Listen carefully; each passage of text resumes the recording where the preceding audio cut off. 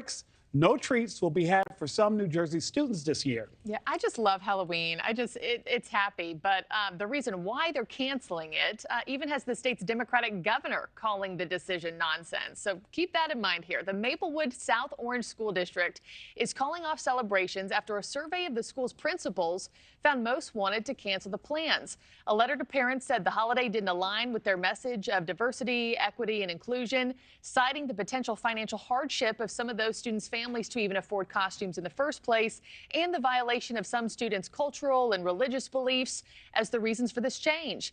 But they're not alone either. Other schools in states like Massachusetts and Michigan, and in cities like Philly, Boston, Seattle, they have canceled their own Halloween plans as well. So let's turn to NewsNation's media analyst, Colby Hall. Colby, I've been eager to talk to you about this one. Make this make sense, because I can't think of any other event or holiday more diverse than Halloween. Every child and family shows up in a different costume or theme. We celebrate, I don't know, every flavor of candy under the sun. What's not diverse about this? It's a good question. Everyone enjoys Halloween. This is not as kids go, I don't know any sect or race or creed or ethnicity that is not into Halloween. I think what was at issue here is not necessarily the diversity at play, but the equity. And that is to say that the principals thought, they're like, well, there may be some students who can't really afford the hooked up costume, and we don't want them to feel less than, so let's just call the whole thing off, which is absurd. And it's a failure of creativity from the school. And, Governor Murphy's Democrat, centrist Democrat, was like, what? That's and not that's saying smart. something. That's crazy. And I agree. Like, who doesn't love this? Halloween is the one sort of unifying, holiday where we all act silly and go out for tricks and treats, and it's inclusive in that silliness. So I think it's a real shame. To me, in the whole thing, the best argument was, that for some families it does create financial hardships for some of those students. I went to public school in Oklahoma with kids who, could not afford a Halloween costume. So I get that.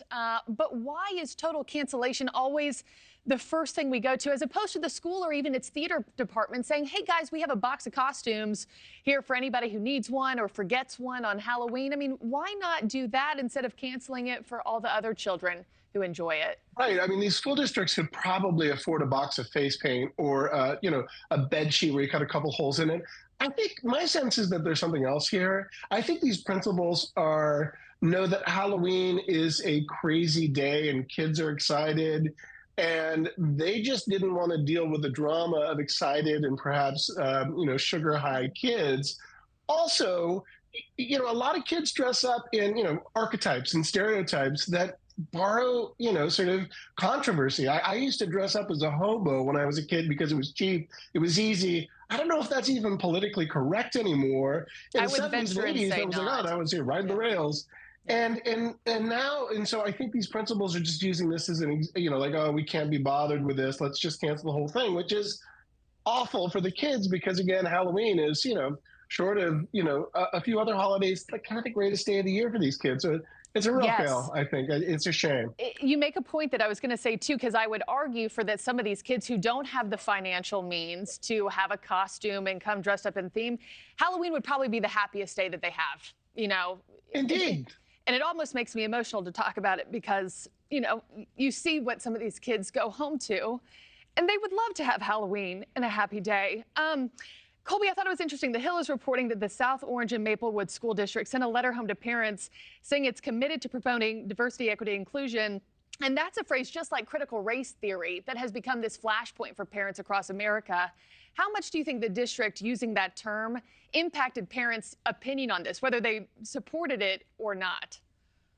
Well, it's nuts. I mean, again, I think it's a signal. It's a trigger. It's like, oh, diversity? We're going to talk about diversity. And I think, again, like when they sort of explained it was more equity and inclusion, they were really, and there could be some sort of intention there that we don't want kids who have less than to feel like they're being left out. I sort of get that, but sort of the road to hell is paved with good intentions, right?